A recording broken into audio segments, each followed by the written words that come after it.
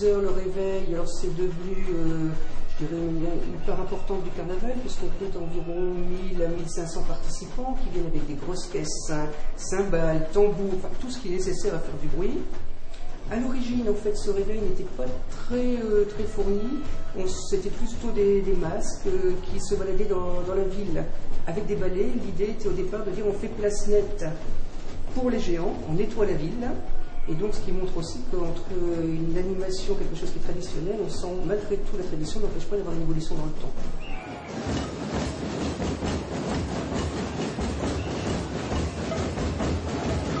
C'est une sorte de tradition, c'est un réveil, c'est pour chasser les mauvais esprits, c'est pour faire venir le printemps. C'est vraiment pour expulser des choses et pour vraiment renaître d'une certaine façon. Se déguiser, changer de peau pour retrouver une autre forme, une autre énergie, quoi. Donc c'est un peu une métamorphose chouette, quoi. Nous on ferait bien 2 fois le tour de Cassel. Et à Pâques on est limité par le temps quand même. Hein. Carnaval d'hiver on a plus de temps, mais ici là on est limité parce qu'on a un horaire à respecter. Il y a les Arlequins à 10h et...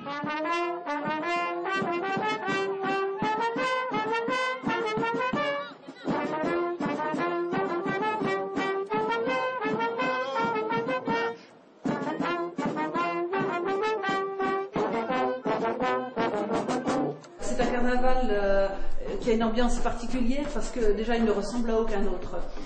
Vous savez que du côté de Dunkerque, ce sont des carnavals, donc c'est ce qu'on appelle la bande de carnavaleux. Et si vous allez du côté de Bailleul, vous pouvez voir que c'est un carnaval avec un défilé, surtout de chars, hein, donc un espèce de cortège.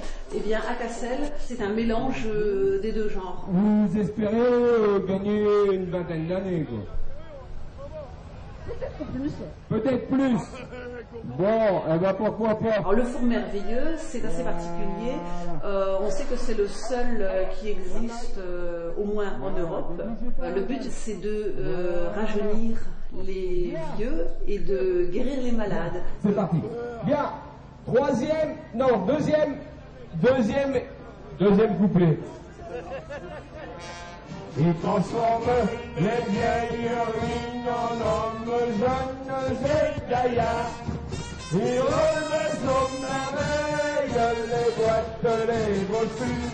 En fait, le principe, c'est qu'une fois qu'on a choisi le patient, entre guillemets, il y a un chant qui est composé de 3 couplets, et à chaque couplet, en fait, correspond une séance de travail. Hein. On pétrit, on enfourne, on ressort de la cuisson. Voulez-vous être recueillis, venez accourir bien vite. Regagnez vos ennuis, vous les laisserez ici.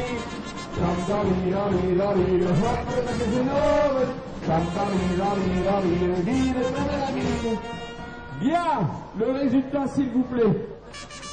Ah, c'est pas mal.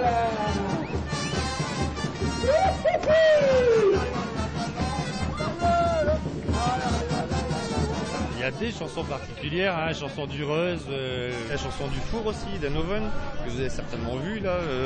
Donc il y a plusieurs chansons, mais la chanson du Reuse c'est Als de rote klokkelui, de Reus, kom uit, kere weer om de Reus, kere weer om de Reus, kom, kere weer om de Reus, kere weer om de Reus, kom.